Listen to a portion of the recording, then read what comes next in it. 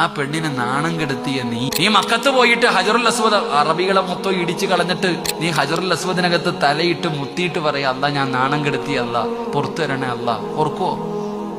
ഇല്ല. പരിശുദ്ധമായ കഅബ, ഹജറുൽ അസ്വദ് കൊണ്ട് അലങ്കരിച്ച കഅബ കണ്ടപ്പോ നബി സല്ലല്ലാഹു അലൈഹി വസല്ലമ തങ്ങൾ പറഞ്ഞു, നിനക്കെന്ത് സുഗന്ധമാ, എല്ലാവരും നിന്നെ ഇഷ്ടപ്പെടുന്നു, കാണാനും തൊടാനും ഒക്കെ എല്ലാവർക്കും നിന്നെ വലിയ ബഹുമാനം. സ്വർഗത്തിൽ നിന്നുകൊണ്ടുവന്ന കല്ലുകൊണ്ടാണ് അള്ളാഹു നിന്നെ അലങ്കരിച്ചിരിക്കുന്നത്. വല്ലാത്ത മഹത്വം, വല്ലാത്ത സുഗന്ധം. കഅബാലയത്തിന്റെ മുമ്പിൽ നിന്നുകൊണ്ട് നബി തങ്ങൾ ഇങ്ങനെയൊക്കെ പറഞ്ഞു.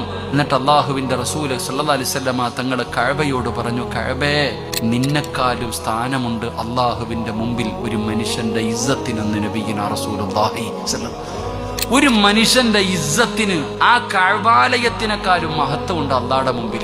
അതുകൊണ്ടാ സഹോദര പറയുമ്പോഴും നോക്കിയും കണ്ടും പറയണം. എടാ, നിങ്ങളുടെ നാട്ടിലെ ഒരു പെൺകുട്ടി ഒരുത്തന്റെ